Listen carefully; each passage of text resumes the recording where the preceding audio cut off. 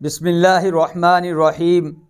گزشتہ ویڈیوز میں الحمدللہ ہم نے نبی پاک صلی اللہ علیہ وسلم کی احادیث مبارکہ سے کچھ اصول وضع کیے تھے جن سے ہم اچھی زندگی، خوشحال زندگی گزار سکتے ہیں۔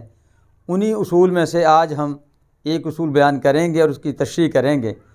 نبی کریم صلی اللہ علیہ وسلم کا ارشاد مبارک ہے کہ مسلمان پر 5 حقوق ہیں۔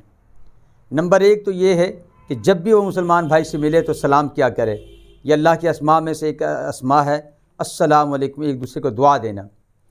اسی طریقے سے آج ہم جس اصول کی بات کریں گے تو فرمایا کہ مسلمان کے جو حق میں سے ایک حق یہ بھی ہے، جب وہ مسلمان بھائی تمہارا بیمار ہو جائے رشتہ داروں میں سے یا تمہارے دوستوں میں سے، فرمایا اس کی تیمارداری کے لیے جانا۔ صحیح مسلم شریف میں حضرت ابو ہریرہ رضی اللہ تعالیٰ عنہ راوی ہیں اور کئی بڑی احادیث میں یہ حدیث موجود ہے۔ فرمایا کہ جب مسلمان بھائی اپنے مسلمان بھائی کی تیمارداری کے لیے جاتا ہے 70,000 فرشتے اس کے لیے دعائے مغفرت کرتے ہیں۔ پھر ایک حدیث میں یوں فرمایا کہ 70 سال کی مسافت کی مقدار جہنم سے دوری لکھ دی جاتی ہے اس شخص کے لیے۔ آج دیکھیں، ہم جب شادی اور بیاہ ہوتے ہیں، بچوں کا عقیقہ ہو یا بچوں کی سالگرہ ہو تو کتنے گفٹ اور تحفے لے کے جاتے ہیں۔ تو سب سے اہم بات یہ ہے کہ اس پہ اتنی فضیلت نہیں ہے، شادی میں شامل ہونے پہ اتنی فضیلت نہیں ہے، عقیقے میں جانے میں اتنی فضیلت نہیں ہے۔ سب سے زیادہ فضیلت یہ ہے کہ مسلمان بھائی جب بیمار ہو جائے اس کی عیادت کے لیے جائیں۔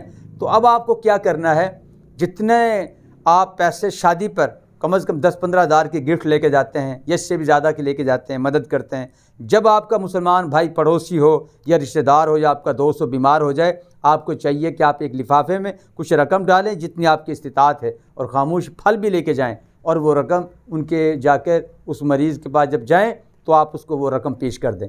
آپ یقین جانیں، حضرت علی رضی اللہ تعالیٰ عنہ کی اپنا فرمان ہے، اور فرمایا کہ میں نے آپ صلی اللہ علیہ وسلم سے سنا ہے کہ جب آپ مریض کے پاس جائیں تو اس سے اپنے لیے دعا کیا کرائے کریں۔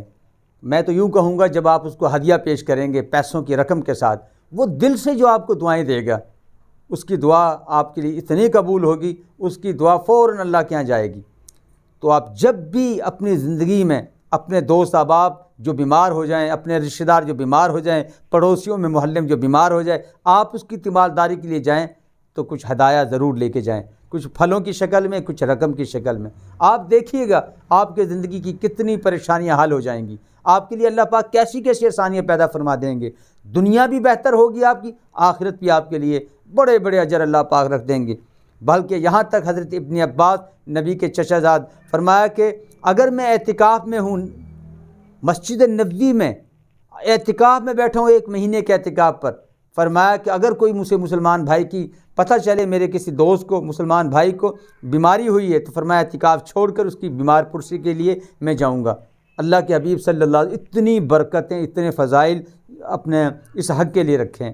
تو مسلمانوں کے یہ 5 حقوق میں سے پہلا حق سلام تھا، دوسرا حق بیمار پرسی کے لیے جانا تھا، عیادت کے لیے جانا تھا۔ اللہ پاک ہمیں نبی پاک صلی اللہ علیہ وسلم کی ان سنتوں کو اپنی زندگی میں شامل کر کے خوشحال اپنی زندگی بنانے کی توفیق عطا فرمائے، عمل کی توفیق عطا فرمائے۔ الحمدللہ رب العالمین۔